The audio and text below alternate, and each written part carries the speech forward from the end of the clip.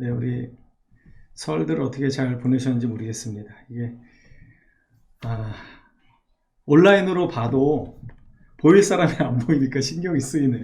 이게 예배당에서 봐도 보일 사람이 안 보이니까 신경이 쓰이는데 우리 위세욱 성도님이 안 보여서 뭐 유튜브로 들어와 계신 줄 뭐 짐작은 갑니다만 줌으로 안 보여서 제가 좀 예, 예, 우리 설에도 같이 카톡을 나누고 하긴 했는데 어쨌든 목사에게 신경 쓰이지 않도록 좀 해주시면 감사하겠습니다. 보일 분들이 보이시면 제가 그냥 편안한데 보일 분들이 안 보이시면 이게 뭔가 이렇게 마음이 자꾸 가더라고요. 오늘 메시아의 시험 우리 말씀을 좀 함께 나누려고 하는데요. 우리 지난주에 메시아의 그 세례에 대해서 나눴죠. 예수님께서 세례를 받으신 이유는 세례 요한의 어떤 세례가 정당하다는 것을 보여주시기 위함도 아니고 그분이 정말 죄인도 아니심에도 불구하고 왜 세례를 받으셨는가 하면 이 세례식을 통해서 예수님은 취임하셨습니다. 우리의 메시아로서 공적인 이 사역을 이제 하실 만한 하나님이 보내신 자 메시아이심을 하나님과 성령과 예수님은 이렇게 삼위의 그 직을 통해서 우리에게 보여주셨습니다. 그래서 사실은 예수님의 세례식은 결국 우리를 향한 하나님의 구원의 발걸음이 이제 공식적으로 시작되었다라고 하는 선포식이었고 취임식이었습니다. 우리가 그러한 상황을 염두에 두고 오늘 이 본문을 보면 좀 더 유익하리라 생각이 됩니다. 오늘 4장 1절에 보면 그때라고 기록되어 있는데요. 그때는 바로 예수님이 세례식을 통해서 우리의 참 메시아이시고 하나님이 보내주신 구원자이심을 성부와 성자와 성령 이 하나님께서 이렇게 친히 우리에게 보여주신 바로 그때입니다.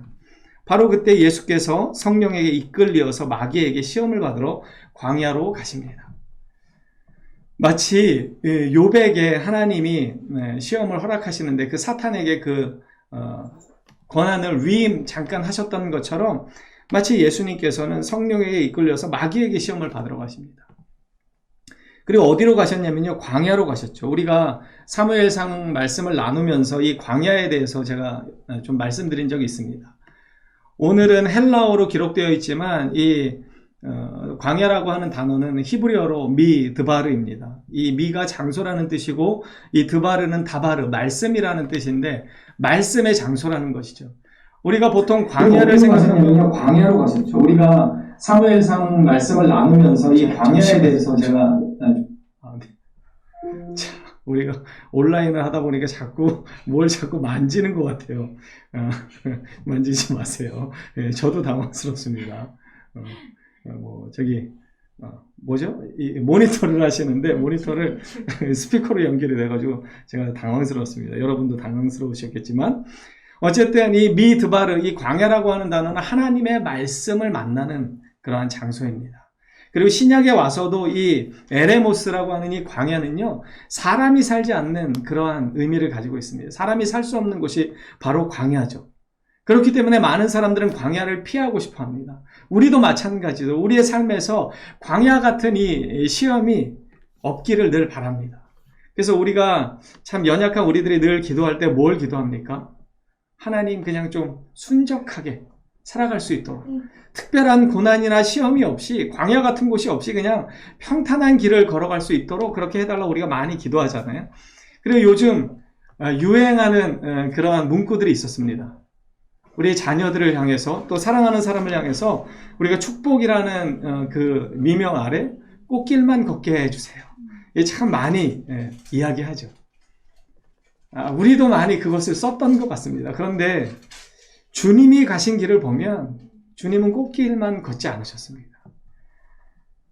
주님은 오늘 오전에도 우리 윤희하고 함께 예배를 드렸는데 예루살렘에 입성하실 때만 해도 꽃길이었죠. 종려나무 가지를 꺾어다가 그들이 자기의 옷을 벗어다가 예수님의 그 입성하는 곳에 호산나 다윗의 자손 예수여 우리를 구원해달라고 그렇게 외치면서 예수님의 그 길을 꽃길로, 옷길로, 그 찬송의 길로 그렇게 만들었습니다. 하지만 정말 얼마 지나지 않아서 예수님을 십자가에 못 박았던 것을 우리는 기억합니다.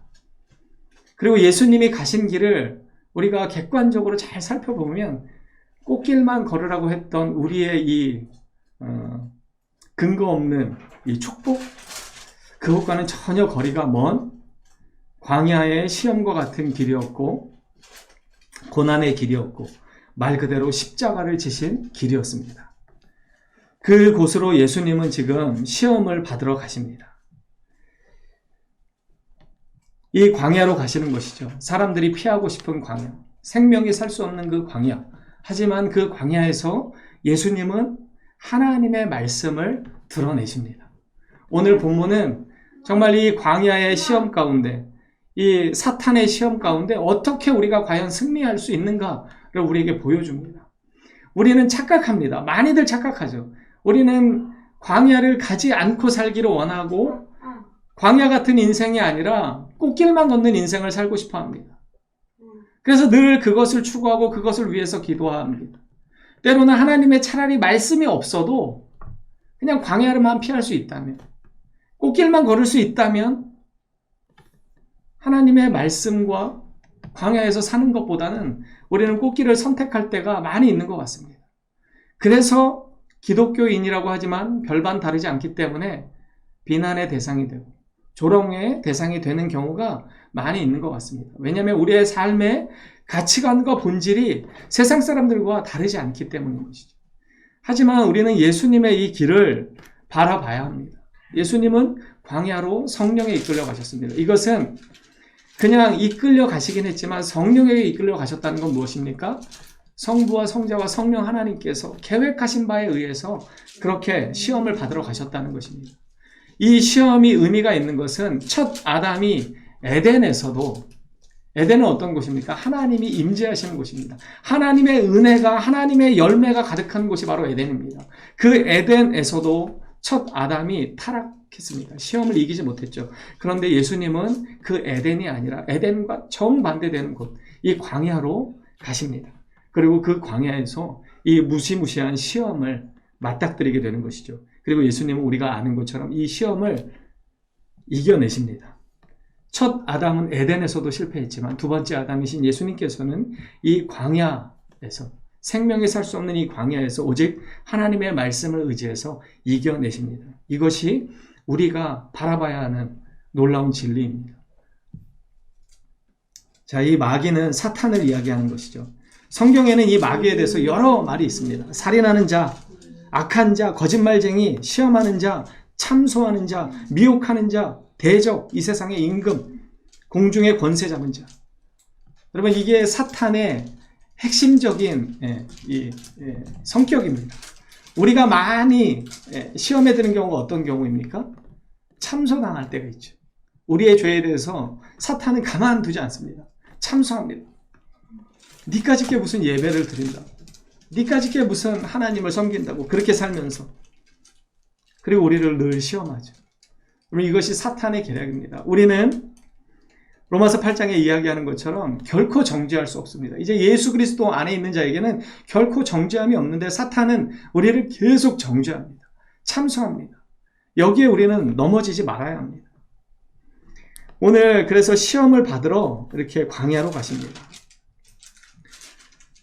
자, 여기 3절에 보면요, 3절과 3번에 걸쳐서 이렇게 반복적으로 이야기합니다. 자, 3절에 보십시오. 시험하는 자가, 이 시험하는 자라고 이야기합니다. 마귀를, 사탄을 이렇게 표현하고 있죠.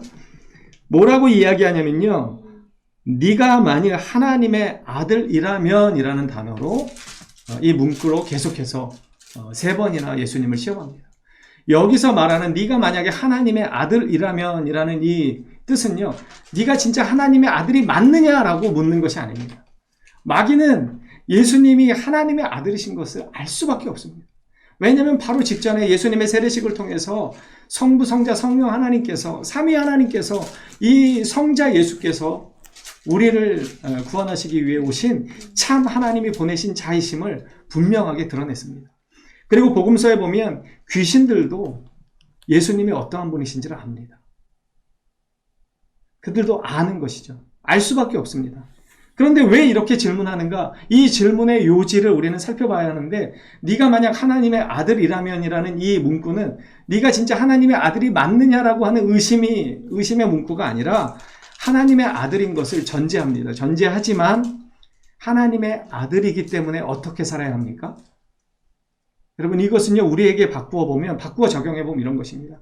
네가 만약에 하나님의 백성이라면, 네가 예수의 제자라면 이렇게 해보라는 거예요. 그런데 여기에 이미 모순이 있습니다. 하나님의 아들이시기 때문에 예수님은 어떻게 살아야 합니까? 오직 하나님의 영광을 위해서 살기 위해서 이 땅에 오신 분이십니다. 고린도후서 5장에 보면은요, 예만 되셨다라고 성경은 이야기합니다. 예수님은 순종함으로 하나님의 구속을 다 이루셨다 이렇게 말씀하는데, 지금 이 사탄은 뭐라고 이야기하냐면, 네가 만약에 하나님의 아들이라면 이 돌들로 떡덩이가 되게 하라. 이게 무슨 말씀입니까? 하나님이 세우신 질서가 있습니다. 창조의 질서가 있습니다. 돌이 떡이 되게 하는 건 무엇입니까? 하나님의 질서를 능력으로 바꾸는 것이죠. 하나님의 아들이시기 때문에 가능합니다. 충분히 능력이 있으시죠. 예수님은 오병이어와 칠병이어의 기적을 베푸신 하나님이십니다. 그리고 예수님은 요한복음 11장에 보면 마지막 기적으로 어떻게 우리에게 하나님이심을 드러내셨냐면, 죽었던 나사로, 나흘이 지나서 이미 시체에서 썩은 냄새가 난다고 했던 이 나사로를 말씀으로 살려내신 참 하나님이심을 요한복음에서는 분명하게 드러냅니다. 그런 만큼 예수님께서는 하나님의 아들이신데, 그 마귀는 지금 이렇게 이야기합니다. 네가 하나님의 아들이면 하나님의 아들의 그 능력을 가지고 너를 위해서 쓰라는 것입니다. 하나님의 영광을 위해서 쓰는 것이 우리에게 주어진 본분이고 예수님께 주어진 사명인데, 예수님은 겟세마네에서 어떻게 기도하셨습니까? 어떻게 자신의 그 삶을 짜내셨습니까?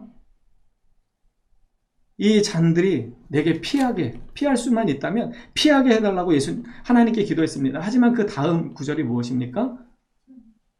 하지만 내 뜻대로, 내 원대로 하지 마시옵고 아버지의 뜻대로 되기를 바라나이다, 이렇게 기도하시고 십자가를 지신 분이 바로 예수님이십니다. 그러니까 사탄은 지금 네가 하나님의 아들이라면 그 하나님의 아들의 능력을 가지고 하나님의 뜻을 위해서 쓰는 것이 아니라 너의 굶주린 배를 채우라고 이야기합니다. 여러분, 이것이 모순이죠. 하나님의 아들인데 어떻게 하나님의 아들의 본분을 가지고 자기 자신을 위해서 살아갑니까? 여러분, 우리가 예수님의 제자입니다. 그래서 늘 우리가 작은 예수로 살자고, 그런 비전을 가지고 이 부족한 사람이 작은 예수 교회라는 이름을 이렇게 교회에 붙였습니다. 우리는 오직 예수를 따르는 자로 살아야 합니다. 우리의 삶의 전반에 있어서 예수님의 성품을 닮아야 하고 예수님의 삶의 방식을 닮아야 합니다. 그렇다면 우리는 꽃길만 걷기를 소원하는 자가 아니라 예수님이 가셨던 그 시험과 광야, 그 모진 고난을 이겨내시고 십자가를 지셨던 십자가의 길을 우리도 따라야 합니다. 그것이 우리에게 맡겨진 사명이고 본분입니다. 좁은 길을 걸어가라고 하신 이 하나님의 말씀, 예수님의 말씀을 따르는 것이 우리에게 맡겨진 사명입니다. 그런데 그 사명을 지금 사탄은 뒤흔들고 있습니다. 능력이 있는데 그 능력을 가지고 자신을 위해서 쓰라는 것이죠. 여러분, 우리도 이 유혹에 얼마나 많이 빠져듭니까? 내가 가진 어떤 하나님이 주신 달란트, 은혜를 가지고 여러분 하나님을 위해서 쓰기보다는 나를 위해서 쓸 때가 얼마나 많이 있습니까? 여러분, 우리는 다시금 돌이켜야 합니다. 예수님이 어떻게 하셨습니까? 예수님이 신명기 8장 3절 너무나 유명한 말씀으로 우리에게 이렇게 말씀하셨습니다. 우리 신명기 8장 3절 함께 읽어보겠습니다. 마태복음 4장 4절 한번 읽어보겠습니다. 여기 사람이 떡으로만 함께 읽겠습니다. 시작. 사람이 떡으로만 살 것이 아니요 하나님의 입으로부터 나오는 모든 말씀으로 살 것이라 하였느니라 하시니, 이게 신명기 8장 3절의 말씀입니다. 이스라엘 백성들에게 모세가 설교를 하면서 어떻게 살아가는가, 우리의 삶의 본질은 무엇인가, 하나님의 백성의 삶의 본질은 도대체 무엇인가, 그것에 대해서 이야기했던 것입니다. 여기서 사람은요, 특별히 하나님 백성, 하나님과 관계된 백성을 이야기한다고 봐도 무방합니다. 여러분, 우리는 먹어야 합니다. 마셔야 합니다. 입어야 합니다. 그것을 부정하는 것이 아니라 여기도 그래서 뭐라고 말씀하셨습니까? 떡으로만 살 것이 아니라고 이야기합니다. 그런데 많은 사람들은 떡으로만 된다고 생각합니다. 떡만 있으면 행복하다고 생각하고 떡만 있으면 하나님의 말씀이 없어도 살아갈 수 있다고 착각합니다. 그것이 세상의 메시지입니다. 여러분 어떤지 모르겠습니다. 여러분 우리가 예배가 끝나고 2020년 결산 보고를 하려고 하는데 너무들 열심히 해주셨습니다. 제가 참 감사합니다. 주변에서 그런 분들이 없는지 모르겠어요. 왜 가서 시간도 버리고 돈도 버리고 도대체 왜 그럽니까? 여러분 세상의 관점으로 우리처럼 어리석은 사람이 어디 있습니까? 열심히 일했는데 내가 벌었는데 그거를 교회라는 곳에 와서 시간을 들이고 정성을 들이고 게다가 돈까지 드립니다. 그리고 감사하다고 이야기합니다. 세상의 관점으로는 이해할 수 없는 일입니다. 그런데 우리는 왜 그렇게 하는 것입니까? 여러분 왜 감사한 것입니까? 예배 드릴 수 있으면 왜 감사하고 내가 주님 앞에 주님이 주신 것 중에 일부를 떼어서 드리는 것에 왜 감사할 수 있습니까? 내가 왜 교회의 일원이 되어서 교회를 위해서 이렇게 섬길 수 있으면 왜 감사할 수 있습니까? 우리가 하나님의 자녀이기 때문입니다. 우리가 교회의 권속이 되었기 때문입니다. 그 은혜가 어떤 것인지 우리는 알고 있기 때문에 그렇습니다. 이 세상이 전부가 아니라 떡이 전부가 아니라 하나님과 우리는 관계된 사람들이기 때문에 그런 것입니다. 여러분 오늘 이 4장 4절에 사람이 떡으로만 살 것이 아니요 하나님의 입으로부터 나오는 모든 말씀으로 살 것이라는 이 말씀은 우리의 본질에 관한 것입니다. 우리는 하나님과 관계될 때 살 수 있습니다. 떡으로 살 수 있는 것, 떡으로 살지만 떡으로만 사는 것이 아니라 하나님과 관계될 때, 예수님과 접목될 때 우리는 진정한 생명의 삶을 살아갈 수 있는 것입니다. 그래서 마귀는 그것을 바꾸어 버린 것이죠. 하나님과의 관계를 단절시키라고 이야기하는 것입니다. 하나님의 아들인데 하나님의 아들답게 살지 말고 네 뜻대로 살라는 것입니다. 이것이 마귀의 유혹입니다. 그때 예수님께서는 이렇게 말씀하시는 것입니다. 내 본질이 무엇인가? 내 삶의 본질은 하나님과 관계하는 것에 있다는 것이죠. 하나님과 멀어지면 내 삶은 끝난다라고 하는 것을 우리에게 보여주시는 것입니다.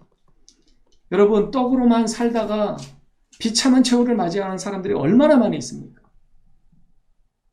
왜 세상에서 떡만 있으면 될 거라고 이야기했는데 떡을 그렇게 많이 가진 사람들이 왜 극단적인 선택을 하고 우울증에 시달리고 왜 그렇게 합니까? 우리를 지으신 창조주와 관계 맺지 못할 때 여러분 떡이 아무리 많이 있어도 우리는 참 생명의 은혜를 누리지 못하기 때문에 병들 수밖에 없습니다. 그래서 그 병에 의해서 결국은 죽음을 맞이하는 것이죠. 자, 이제 마귀가 또 이렇게 이야기합니다. 성전 꼭대기에 데리고 가서 6절에 보십시오. 동일하게 이야기합니다. 네가 만약 하나님의 아들이어든 뛰어내리라. 여러분 이제 이 의도를 아시겠죠?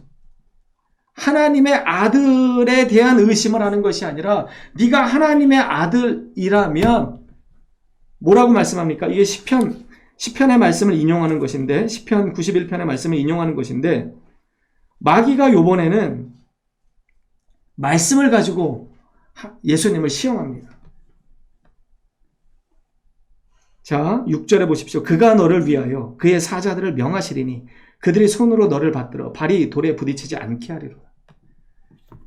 하나님께서 하나님의 백성들을 철저하게 그리고 확실하게 안전하게 지키신다는 이 시편의 말씀을 지금 마귀가 예수님께 인용하고 있습니다. 여러분 그럴듯하지 않습니까? 하나님께서 약속하신 그 말씀을 가지고 우리에게 도전하는 것입니다. 야, 하나님이 이렇게 말씀하셨잖아. 성경에 기록되어 있잖아. 근데 그때 예수님 뭐라고 말씀하십니까? 우리 7절 한번 읽어보겠습니다. 시작. 예수께서 이르시되 또 기록되었으되 주 너의 하나님을 시험하지 말라 하였느니라 하시니. 여러분 아멘이십니까?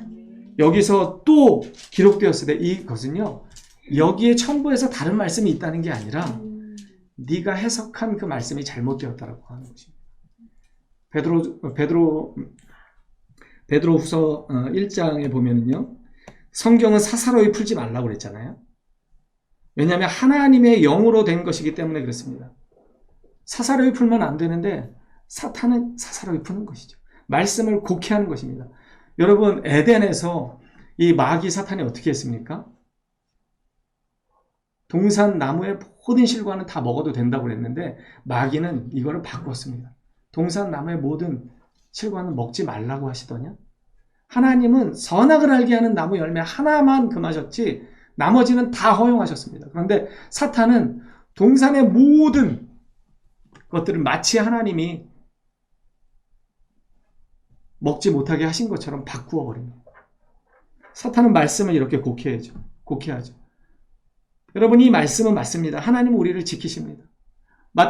로마서 8장에 뭐라고 말씀하십니까? 로마서 8장 29절에서부터 32절까지 쭉 보면 권세자들의 높음이나 낮음이나 하나님의 사랑, 그리스도의 사랑에서 우리를 끊어낼 수 없다라고 분명히 이야기합니다. 그만큼 하나님의 사랑은 확실하다는 것이죠. 그 사랑을 받은 우리는 어떻게 해야 합니까? 그 사랑을 시험해야 합니까? 그 놀라운 사랑을 받은 사람들이 해야 할 것이 무엇입니까? 그 사랑을 믿고 의지하는 것입니다. 그 사랑에 믿음으로 반응하는 것입니다. 그런데 사탄은 그 사랑을 시험하라는 것입니다. 그렇기 때문에 예수님이 주 너희 하나님을 시험하지 말라 하였느니라, 이렇게 그 말씀에 대한 진정한 의미를 이렇게 해석하고 계십니다. 마지막 세 번째, 이번에는요, 천하 만국과 영광을 보여줍니다. 우리의 권력욕, 세상에 대한 이 명예욕, 그것을 마치 드러내는 듯합니다. 그러면서 만일 내게 엎드려 경배하면 이 모든 것을 내게 주리라. 여러분, 이상하지 않습니까? 사탄이 하나님의 시험을, 예수님을 시험할 수 있는 권한을 위임받았을지 모르지만 모든 만국과 영광은 누구 것입니까? 하나님의 것입니다. 그런데 마치 그것이 자기의 것이냐, 이번에는 이제 완전히 한 발짝 더 나가서 속입니다. 그러니까 그때 예수님이 뭐라고 말씀하십니까? 사탄아 물러가라, 이렇게 말씀하십니다. 기록되었으되 주 너희 하나님께 경배하고 다만 그를 섬기라 하였느니라. 우리의 경배의 대상은 세상의 것이 아니고 사탄이 아니고 오직 우리를 지으신 하나님이심을 기억하라는 것입니다. 여러분, 오늘 이 사탄의 시험은요, 어찌 보면 대단히 어리석습니다.